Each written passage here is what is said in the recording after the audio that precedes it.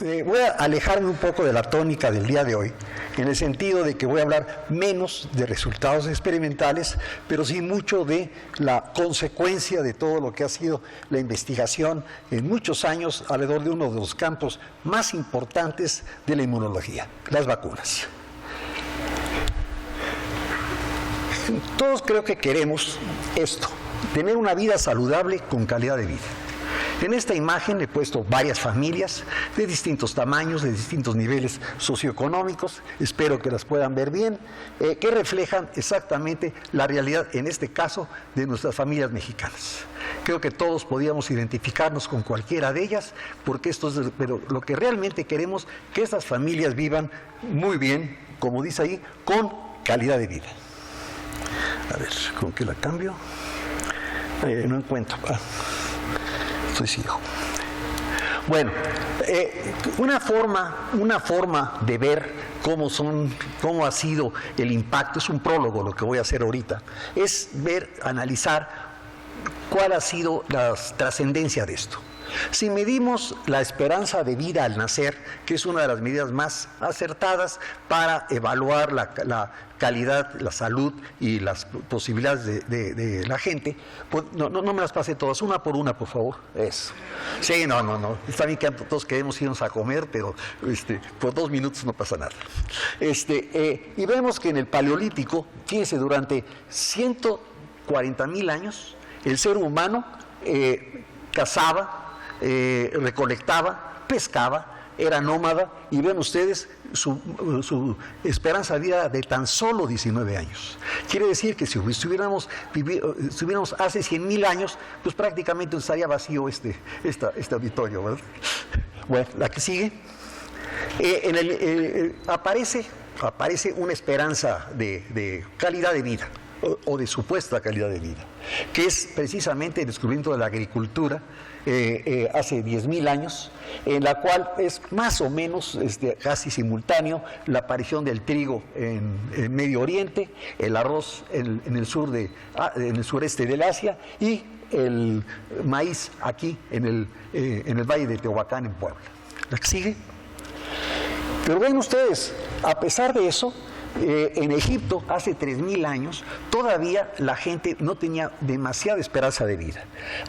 A los 22 años ya podía casi considerarse que había llegado a su máximo. ¿La que sigue? Un brincote. Casi 1,700 en Holanda, se estima que vivieron hasta 25 años de promedio de vida. ¿La que sigue? En Francia, casi, vean ustedes, a fines del siglo antepasado, fin del siglo XIX, la Belle Époque, una época muy hermosa, 31 años. La que sigue. Mozambique, pongo Mozambique, pues es un dato que está en la literatura, desde luego. En el año 2000, un país de tercer mundo, no, de cuarto, no sé, pobrecitos, con muchas limitaciones de muchos tipos, la vida, 35 años. Y finalmente, la que sigue, nuestro país. Nuestro país actualmente, el niño que nace tiene esperanzas de vivir 76 años, lo cual es un brinco realmente extraordinario. En Europa, ya no lo puse ahorita, en Inglaterra, por ejemplo, la esperanza de vida anda como por 81 años. Quiere decir todo eso que ha habido cambios muy importantes en esta esperanza de vida a lo largo de la historia de la humanidad. ¿La que sigue? Ahora, ¿por qué estamos un poquito mejor? Bueno, porque hay saneamiento ambiental, naturalmente. La que sigue. La que sigue. Agua potable, también es muy importante. La que sigue. Atención médica cada vez de mejor calidad. Claro, con una limitación, cada día es más costosa y más difícil de acceder a ella, pero en general la calidad de la atención médica en nuestro medio, y pensemos en gran parte de la humanidad, es mucho mejor, obviamente. La que sigue. Hay medicamentos, la que sigue. Hay mejor alimentación, o por lo menos más balanceada, o por lo menos más abundante, o por lo menos más accesible. Y la que sigue, insecticidas.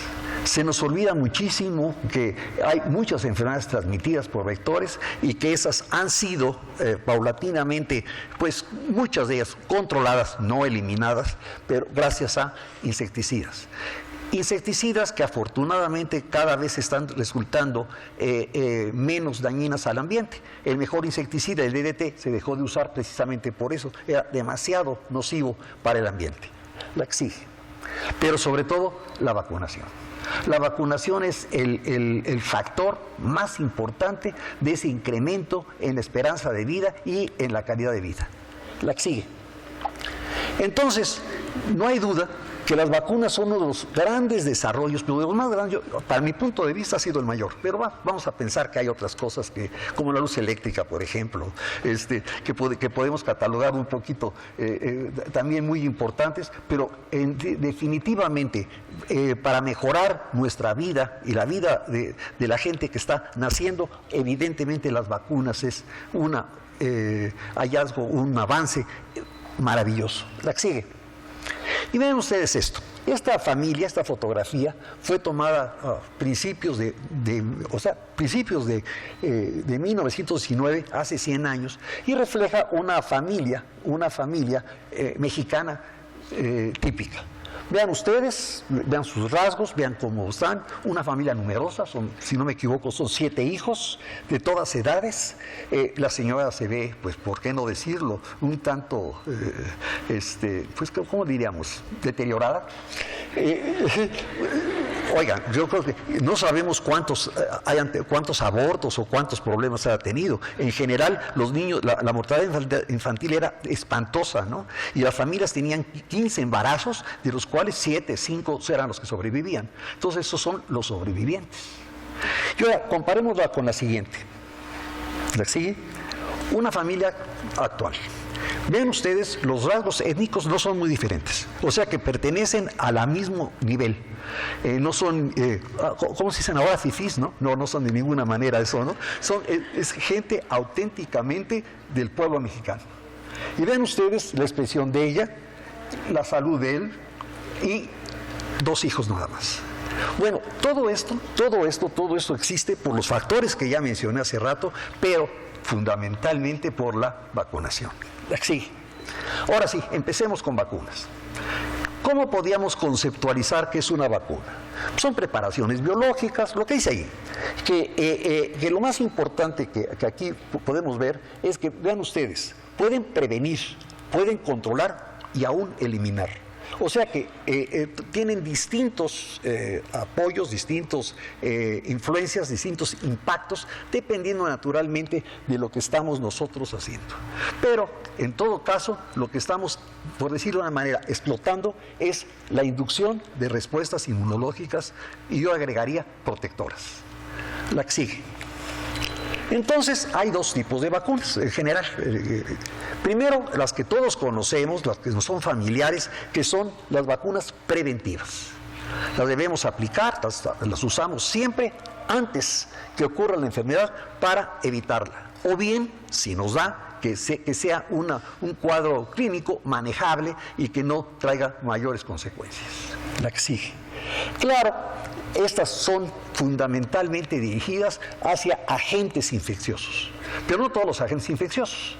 Por decir algo, en este momento, aunque estuviera disponible una vacuna contra ébola, nadie recomendaría aplicárnoslas a todos. ¿Por qué? Porque el riesgo que hasta ahorita tenemos de esa enfermedad, pues no, es muy bajo, probablemente no se vaya a presentar, probablemente, y ya no vamos a gastar tiempo, dinero y esfuerzo en algo poco probable.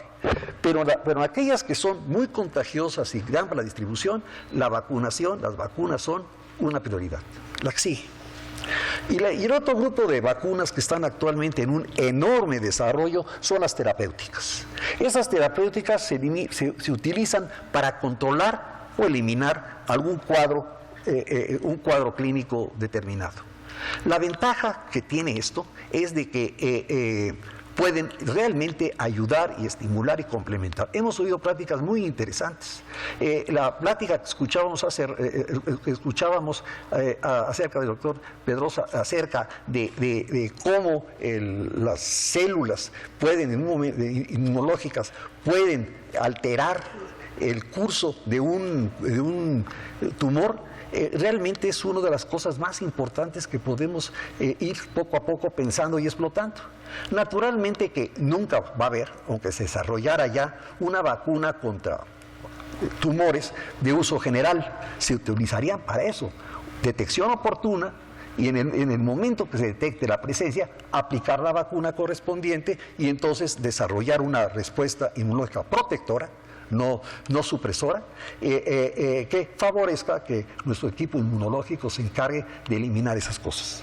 La siguiente, por eso se utilizarán estas en casos de padecimientos de baja prevalencia. ¿La que sigue? Bueno, la que sigue. Ahora sí. Ahora, un error muy grande entre la sociedad que debemos de alguna manera combatir es esto: pensar que las vacunas no son solo para los niños.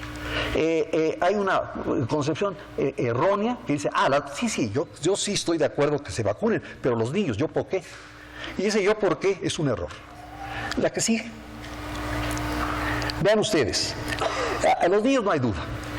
Hay lo que se llama inocencia inmunológica, no tienen experiencia, no tienen antecedentes, tendrán una temporada los anticuerpos maternos, pero realmente están después prácticamente inermes ante la llegada de agentes infecciosos.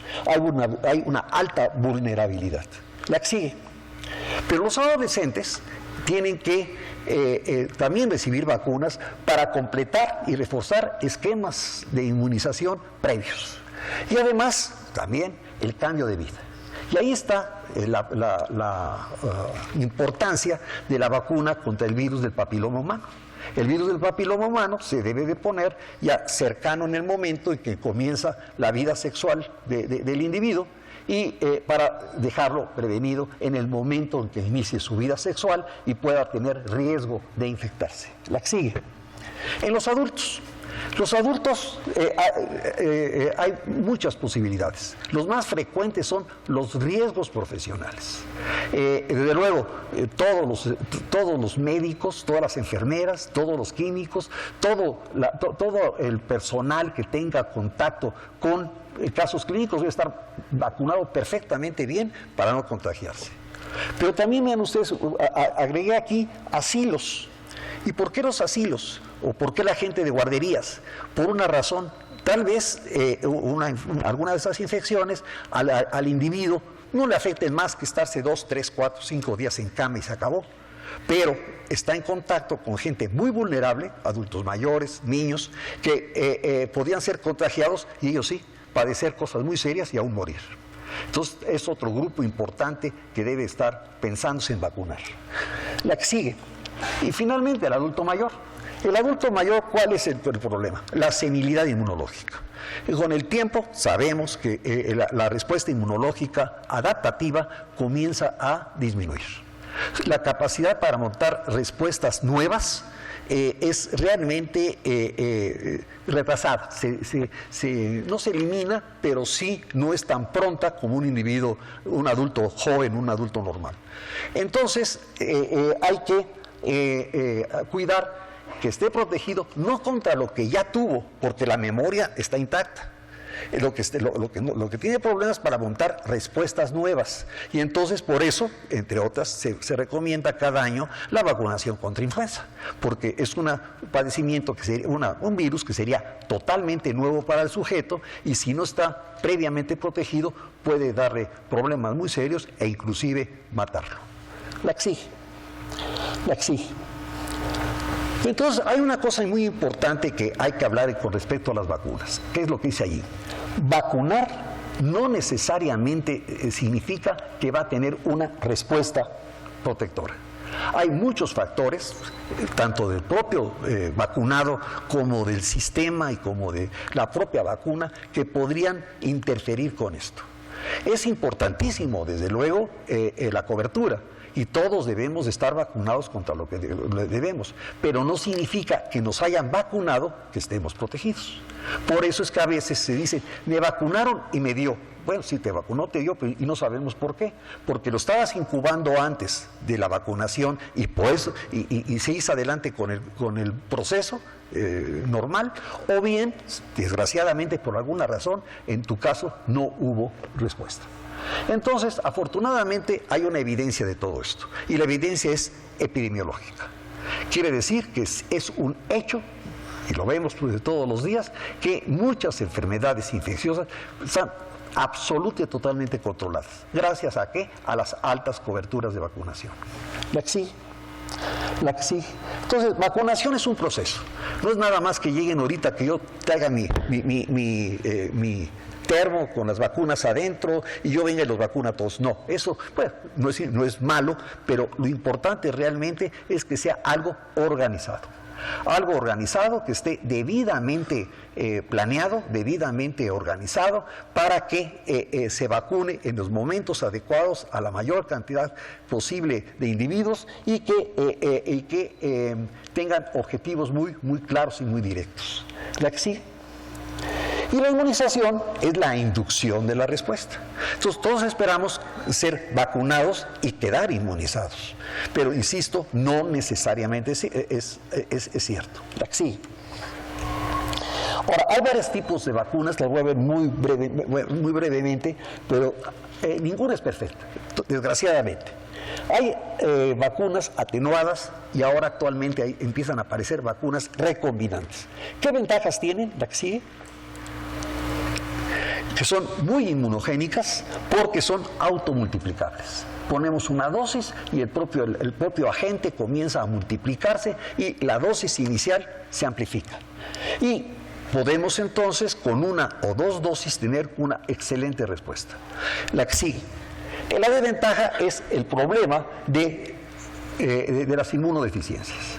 Hay muchos casos de inmunodeficiencia, desde luego de las primarias, veíamos en niños, pero en las secundarias, no solamente lo convencional que en muchas ocasiones la gente piensa inmediatamente, desnutrición, VIH, pero ahora que hay una epidemia de diabetes, sabemos que la diabetes conlleva un problema de inmunodeficiencia y en eso tenemos que tener cuidado y en muchas ocasiones, ¿por qué no?, evitar la vacunación usando agentes atenuados. Bueno, te mencioné, agregué aquí la cadena fría, la habilidad de la cadena fría, porque esa es válida para todos. Cualquier vacuna que tengamos, de las que voy a poner a continuación, todas requieren en absoluto una cadena fría, desde el momento de la producción hasta el momento de su aplicación. No solamente porque si es un agente atenuado, o sea que está activo, puede inactivarse y entonces ya no funciona, pero también recuerden que la temperatura puede en mayor o en menor grado provocar una alteración, una desnaturalización de las proteínas y por lo tanto la vacuna va a ser ineficiente, inefectiva. La que sigue. Las inactivas, la siguiente, tienen una enorme ventaja, no son infectivas, es solamente lo que se está aplicando, la que sigue. Pero la desventaja es que son relativamente menos inmunogénicas porque requieren refuerzos. La dosis que se aplica pues, está calculada, está determinada, está analizada para que sea la óptima, pero no necesariamente es suficiente. Y hay que revacunar 1, 2 o 3 veces para obtener un resultado realmente eficiente. La que sigue. Hay unitarias, o sea, completas, están completas. Es un mosaico antigénico amplio, la siguiente, pero se va a responder a todos los antígenos que estén presentes, sean inductores de respuestas protectoras o no lo sean. La que sigue. Actualmente cada día hay más subunitarias y sintéticas que solamente incluyen antígenos relevantes. Ya se evita todos esos antígenos que no tienen mucho papel en la protección. La que sigue.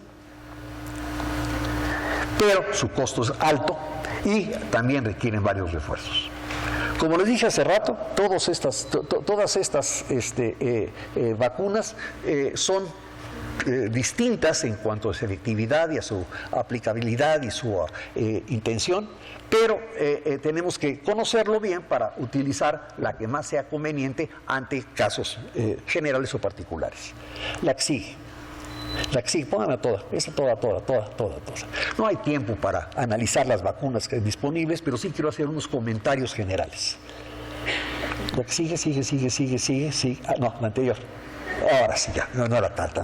Vean ustedes, aquí sí, fijémonos en dos cosas. En primer lugar, que hay, lo que decía, que hay unitarias atenuadas, heterólogas y homólogas. Las más famosas de esas, de luego, actualmente en uso es el BCG, Mycobacterium bovis, que protege contra tuberculosis. Hay las unitarias inactivadas, que también es una buena lista. Hay toxinas inactivadas, los 2 toxoides, y la lista cada día más creciente de subunitarias. Bueno, lo que quiero señalar de esto, no es analizar cada una de ellas, insisto, no hay tiempo, aunque sería importante poderlo hacer, pero vean ustedes que unas están en blanco. Estas que están en color blanco son las que forman parte del programa de vacunación universal, que ustedes saben que en nuestro país es gratuito y disponible a todo el que se lo solicite.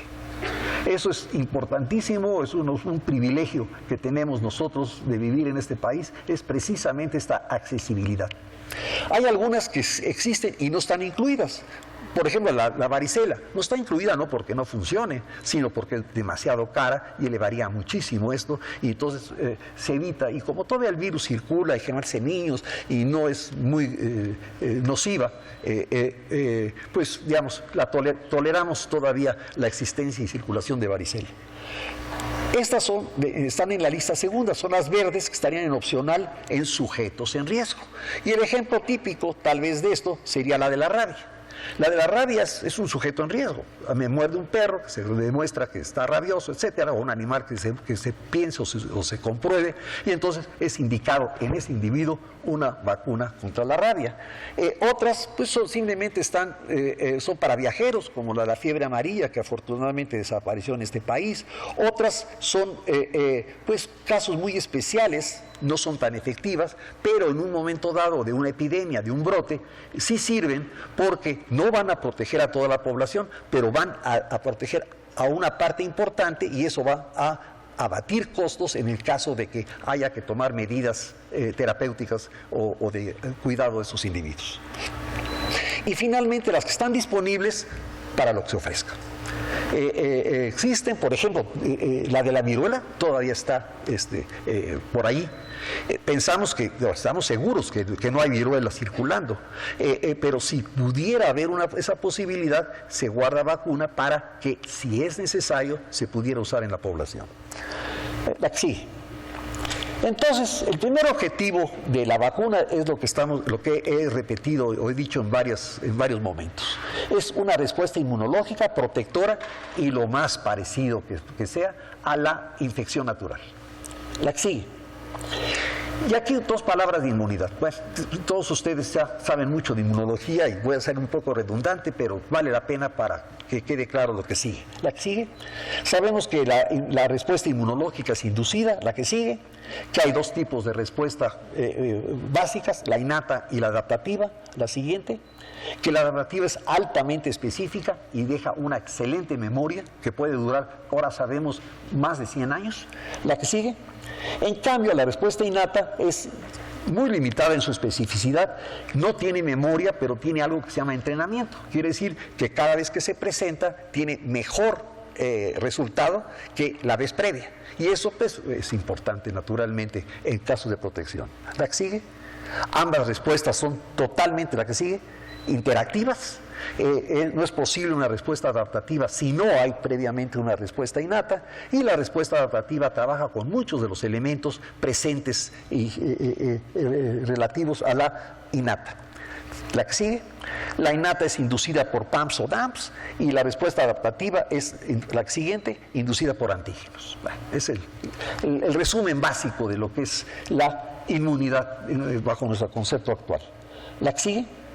Y veamos qué sucede. Tenemos un aparato inmunocompetente. Tenemos un aparato inmunocompetente en el cual hay una serie de células. Estas de acá arriba serían algunas de las células innatas y estas serían las células adaptativas, las células T y B. La que sigue. Tenemos nosotros entonces los agentes vacunales. Los tenemos, desde luego, subunitarios, toxoides, lo que dice allí, y también tenemos las unitarias inactivadas o atenuadas. Todos estos son preparaciones que van a actuar sobre estas células. La que sigue. Sus PAMPs, y si no tiene PAMPs, le ponemos el adyuvante. va a inducir una respuesta innata. Esa respuesta innata tiene dos importancias, la que sigue.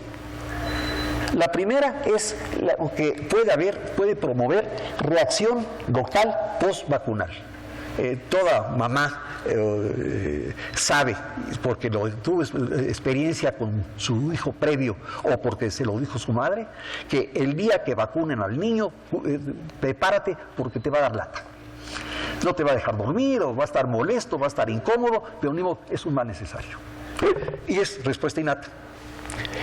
Y estas molestias, pues son pasajeras y, ¿por qué no decirlo?, son de buen augurio. Quiere decir que está procediendo bien la respuesta inmunológica. La que sigue. Perdón, aquí omití algo que, le iba a agregar. Y aquí además recuerden que la estamos entrenando.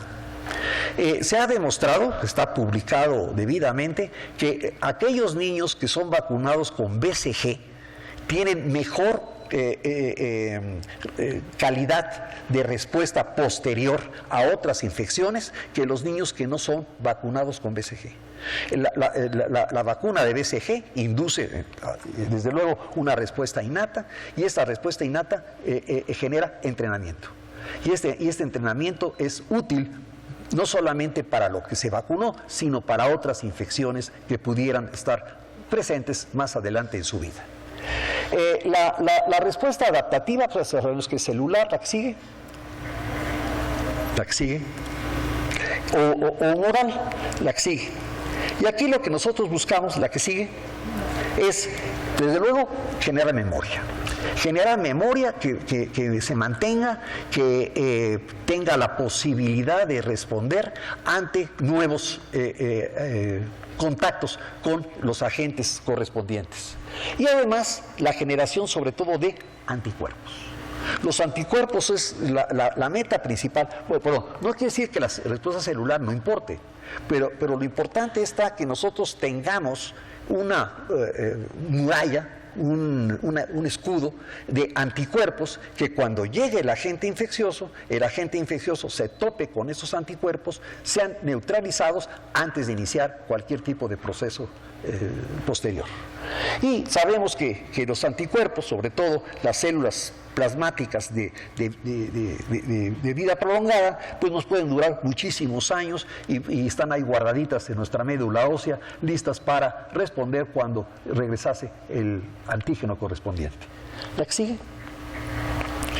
También es importante mencionar que la protección de una vacuna puede ser total o parcial y de duración variable. ¿A qué me refiero y por qué hago hincapié en esto? Pensamos muchas ocasiones en que las vacunas nos dejan una inmunidad esterilizante. ¿Qué llama eso? Ustedes, yo no, a mí me dio, a ustedes no les dio sarampión nunca. ¿Por qué? Porque fueron vacunados. ¿Y qué es lo que está sucediendo? Que están realmente esterilizados en contra del sarampión. Aunque pudiera haber la circulación del virus, se encuentran esta respuesta de anticuerpos que impide que sigan adelante. Pero hay vacunas que desgraciadamente todavía no tienen esa potencialidad, pero van parcialmente a protegernos. Y vuelvo a repetir, la BCG. BCG no nos evita necesariamente tuberculosis, pero sí evita algo muy importante: las infecciones extrapulmonares secundarias a la infección. ¿Qué quiere decir esto? Que antiguamente, no hace muchos años, era un problema serio en todo el mundo, precisamente la meningitis tuberculosa.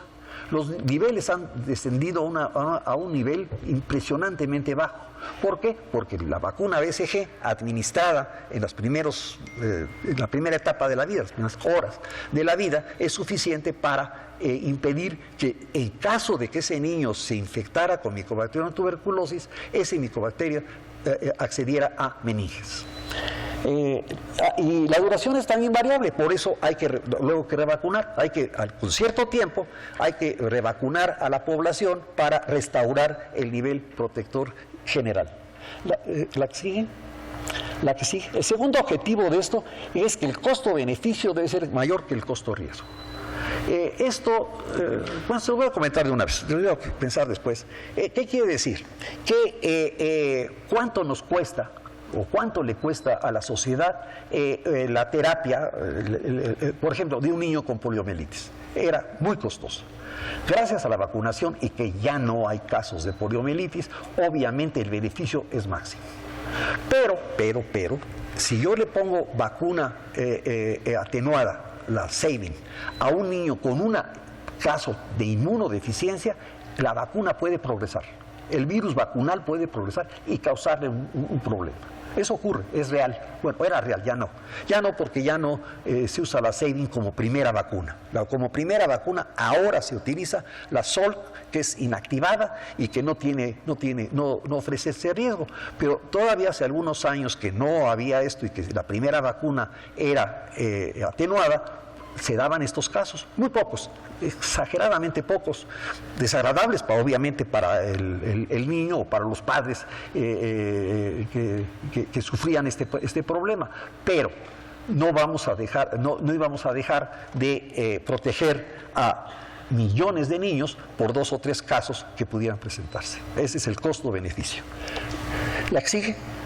Y ahí está el ejemplo de la polio. Vean ustedes cómo en amarillo están la morbilidad de la enfermedad, en rojo está la mortalidad, y las barras representan los millones de vacunas, de dosis aplicadas. Al principio, por qué no decir, un poco tímidamente, después ya deliberadamente generalizado, y vean ustedes cómo inmediatamente se nota el efecto. La morbilidad empieza a disminuir. El último caso de poliomielitis silvestre en nuestro país fue en 1991 y la mortalidad se acabó alrededor de 1980, y vean ustedes, el panorama sigue exactamente igual. Ya la poliomielitis se considera totalmente controlada, no solamente en México, sino en prácticamente todo el mundo. Estamos a punto de erradicar la poliomielitis. Solamente falta apoyar a Nigeria, que muy pobre y no tiene dinero para esto, o buscar la manera de controlarla ya en el norte de Afganistán y de Pakistán, donde todavía hay conflictos armados, aislamiento, etc., y no hay acceso. Hay vacuna, pero se permite el acceso para vacunar. La que sigue. El tercer, aquí me voy a detener un poquito más por razones que ahorita van a ver. Ser causa de reacciones secundarias mínimas. La que sigue. Vean ustedes lo que dice ahí. Ni modo, cualquier vacuna, igual que cualquier fármaco, es más, casi cualquier cosa que podemos untarnos o ingerirnos, puede tener riesgos. Todo. Claro que obviamente entre los estudios, lo más importante en el desarrollo de una vacuna es precisamente determinar esto, y si es muy importante, se suspende la investigación y ya no se sigue adelante. O por lo menos saber qué riesgo se puede tener. La que sigue. Pero vean ustedes la que sigue. Esto. Sin embargo, existen grupos que lamentablemente han organizado campañas naturales en contra de vacunas y vacunación, los que se llaman en inglés anti-vax. Y ven ustedes esta playera que se vende en estas situaciones. Ay, gracias. Ya ven como si hay ángeles en este planeta, ¿no? Gracias, Pedro. Vean ustedes qué espanto de playera que se vende. Está en venta. Orgulloso, soy un padre orgulloso de un niño que no está vacunado. Esto realmente es algo realmente absurdo, realmente, no sé, difícil de catalogar y de calificar con un adjetivo que pueda decir en voz alta ante un público, ¿no? Entonces, estos grupos han florecido. Afortunadamente en México no son importantes todavía, pero hay que evitarlo. Y ven ustedes, se entiende, no se justifica, pero se entiende que haya grupos que por motivos fundamentalmente religiosos no acepten la vacunación. Tienen sus argumentos, etcétera, y hay que convencerlos. Algunos se dejan convencer, no todos. Pero lo más grave es que hay gente que aparentemente es culta, inteligente, informada, que está promoviendo estas cosas. y aprovechan valor social que tienen para hacer realmente una promoción con muchos recursos, con mucha penetración y que realmente está causando problemas muy severos en todo el mundo. Ahorita, Estados Unidos, que tenía ya estaba libre de sarampión, acaba de salir en la noticia, tiene cerca de 700 casos recientes de sarampión. ¿En quiénes? En niños que han sido no vacunados.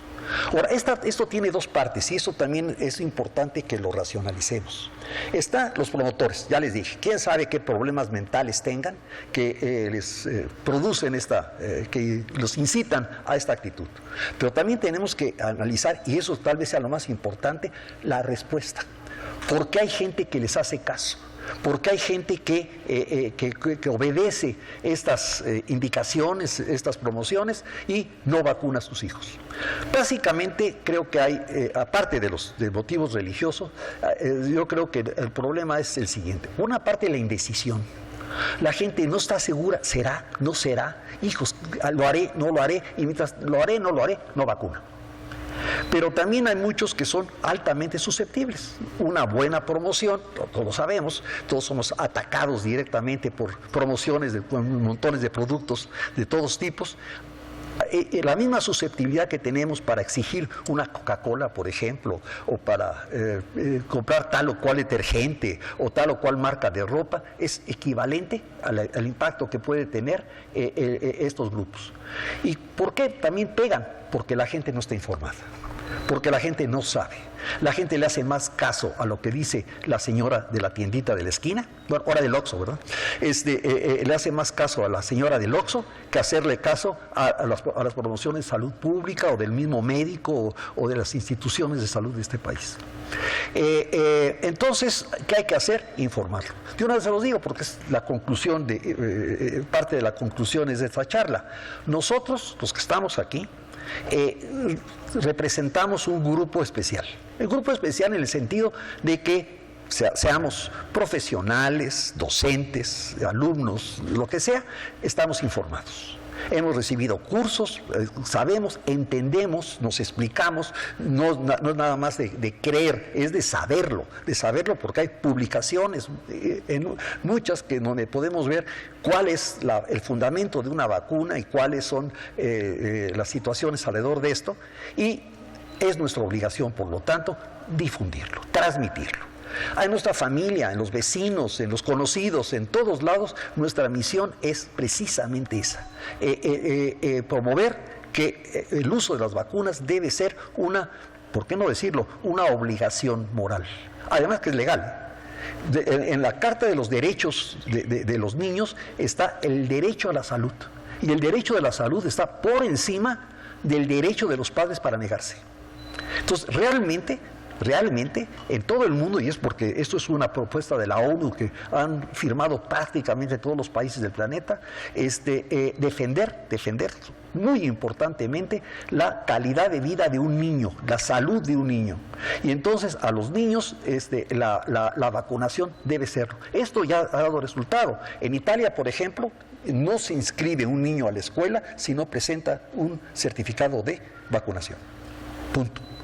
Y eso es lo que debería de continuarse en esos lugares donde estos grupos son aparentemente tan importantes. ¿La que sigue? Y todo empezó por esto. Bueno, no empezó, se reforzó por eso. Siempre ha habido antivacunación. Desde la época de Jenner y la vacuna antivarielosa, ya había gente que estaba en contra. Pero bueno, apareció en Lancet, que es una de las dos revistas médicas más importantes del planeta en este año, apareció este artículo que está aquí, donde en 12 niños los autores aseguran que la asociación entre la vacunación contra la vacuna triple viral, sarampión, paperas y rubiola, como causante de trastornos de distinto tipo, pero fundamentalmente autismo. Este artículo causó un impacto mundial. Mucha gente lo empezó a utilizar como argumento en favor de evitar la vacunación. pero también al mismo tiempo incitó a estudios. Ningún estudio hasta la fecha, por lo menos publicado, ha corroborado esto. El más reciente, que me he enterado, hay un artículo reciente en la cual se estudiaron a 6,000 niños que tenían la población general vacunados contra esta vacuna y otro número equivalente de niños no vacunados. La frecuencia de trastornos de conducta, autismo o formas similares de autismo fue exactamente igual en los vacunados y en los no vacunados. Esta serie de estudios dio por resultado final, además se demostró algo. El autor principal mintió, manipuló datos. Siguió haciendo, ha ganado mucho dinero cobrando por conferencias en todo el mundo, obviamente, para defender su posición, y ha dado nuevos datos falsos, comprobados totalmente, no es supuestamente falsos, realmente falsos. Y entonces eso hizo que la revista pusiera este sello en todas las ediciones en línea que existen de este trabajo. Está totalmente rechazado, y aquí está la retracción generada precisamente y publicada también en Lancet. La que sigue. Bueno, casi para finalizar, ¿cómo es la historia natural de un programa de vacunación? La que sigue. Desde luego tenemos eso es una cosa general. En general vamos a tener una movilidad en la población general de distinta magnitud. La que sigue. Se inicia un programa de vacunación. La que sigue. Este programa de vacunación va a seguir generalmente este tipo de curva. Se aplica, se comienza a inducir, se comienza a llevar a cabo, empieza a alcanzar una cobertura cada vez mayor hasta que finalmente llega al máximo posible. La que sigue. Obviamente, el resultado va a ser una disminución de la morbilidad. La que sigue. Hasta la desaparición de casos. Aquí nada más vale la pena mencionar que hay dos posibilidades que no había mencionado. Si el agente infeccioso solamente circula entre humanos, es susceptible que sea realmente eliminado. Se acaba el agente, como pasó con la viruela, como está pasando prácticamente ya con la polio, como podría pasar en cuanto se puedan vencer estas reacciones en contra del sarampión, como podrá ser cuando el día que se encuentre una buena vacuna en contra del VIH. Pero, ¿qué pasa con los agentes infecciosos en los cuales hay otros individuos susceptibles de especies diferentes? Esas no se pueden, jamás se van a poder eliminar, pero se pueden controlar. Puede ser que la población esté debidamente protegido y aunque estuviera circulando el agente, ese agente no afectara a la población. Sería el caso de la influenza. La influenza no vamos a deshacernos nunca de ellas. La influenza es una zoonosis, entonces hay animales que tienen el virus y que el contacto con ellos nos puede contagiar. Entonces, ¿qué hay que hacer? Que la gente, todos estemos protegidos contra el virus de la influenza, y entonces, aunque tengamos contacto con un pato, una gallina o un cerdo que tuvieran, o una ave silvestre que tuviera influenza, no seríamos afectados. La que sigue. Bueno, suponiendo que desaparecen los casos. Ahora, esto que está aquí son las reacciones adversas. Vean ustedes, las reacciones adversas pues, existen, son inevitables y forman parte de todo esto. La que sigue. Hasta que llegamos a un estado en que ya no tienen riesgo de enfermedad, porque ya desaparecieron los casos, pero hay riesgo de problemas secundarios a la vacunación. La que sigue. Entonces, ¿qué hay que hacer en ese momento? Por las razones que ya les conté, ejemplificadas con la de la poliomielitis, los casos desaparecen, ya no hay riesgo, no queremos que haya reacciones secundarias, entonces se suspende el programa. Y así pasó con la viruela. Ya ninguno de ustedes ha sido vacunado contra la viruela. ¿Por qué? Pues porque no hay riesgo, naturalmente, y si nos vacunáramos, podrían aparecer en la población vacunada algunos casos adversos. La que sigue. La que sigue. Ahora, ¿cuál es el futuro? La que sigue. Primero es continuar y reforzar los esfuerzos en defensa de las vacunas y de las campañas de vacunación. Eso es lo más importante. Ya se gasta mucho dinero en las vacunas, se están aplicando, sabemos que están dando resultado y debemos de continuar y reforzar con ese esfuerzo. La que sigue. Vean ustedes, ese es un típico ejemplo de los antivacunólogos. Di no a las vacunas, defiende tu libertad de salud. Vamos, yo creo que es una de las frases más, no sé qué, idiotas que he visto en mi vida, ¿no? Sí, no, de veras, dice, ámalos, protégelos, nunca los infectes, di no a las vacunas. Vamos, es realmente ridículo. En cambio, estos bonitos